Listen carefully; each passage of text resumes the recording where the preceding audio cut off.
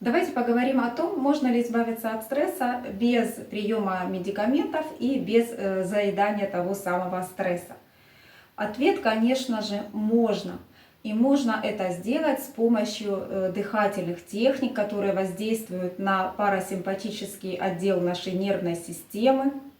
Парасимпатическая нервная система отвечает за наше спокойствие, за наше умиротворение, направляет наши мысли в нужную сторону, помогает нам успокоиться перед принятием каких-то важных решений или в силу каких-то внешних воздействий, внешних факторов. Вегетативная нервная система, то есть это та, которая не подчинена воле человека, которая отвечает за работу внутренних органов, разделяется на симпатическую и парасимпатическую нервную систему. То есть симпатическая нервная система, она отвечает наоборот за наше пробуждение, за наш взрыв эмоций, да? А парасимпатическая, наоборот, отвечает за наше умиротворение, за наш покой. Сегодня мы поговорим о парасимпатической нервной системе и как же на нее воздействовать. Воздействовать мы можем на нее с помощью дыхательных техник. А именно, есть такая техника, называется ситали пранаяма. Сегодня мы поговорим о ней, и я покажу, как ее выполнять. Мы садимся на коврик, можно по-турецки, кому как удобно. Глазки можно прикрыть. Позвоночник у нас ровный, макушечкой тянемся вверх. Дыхание ровное, спокойное.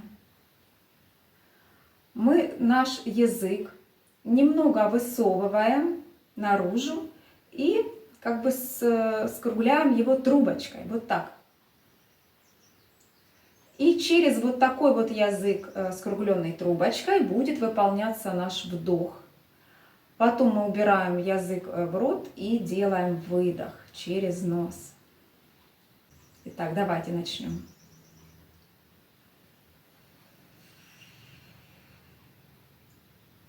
И выдох через нос. Вдох через рот, язык трубочкой.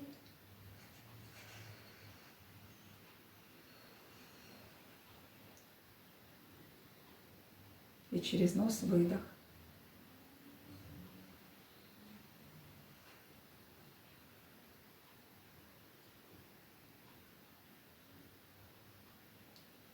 Выполняйте данную технику в течение от 30 секунд до минуты, и она поможет вам успокоиться и направить ваши мысли в нужном направлении. Еще эта техника является охлаждающей. Ее очень хорошо выполнять в жаркое время года. Она может охладить наше тело. То есть мы вдыхаем воздух через вот этот язычок трубочкой, да, и вот пока он идет через язычок, он охлаждается, и мы вдыхаем этот воздух уже охлажденный. Таким образом охлаждается и наше тело. Включайте данную пранаяму в свою практику. Лучше всего ее выполнять вечером перед отходом ко сну, так как она действует очень успокаивающе. А у меня на сегодня все. Пока!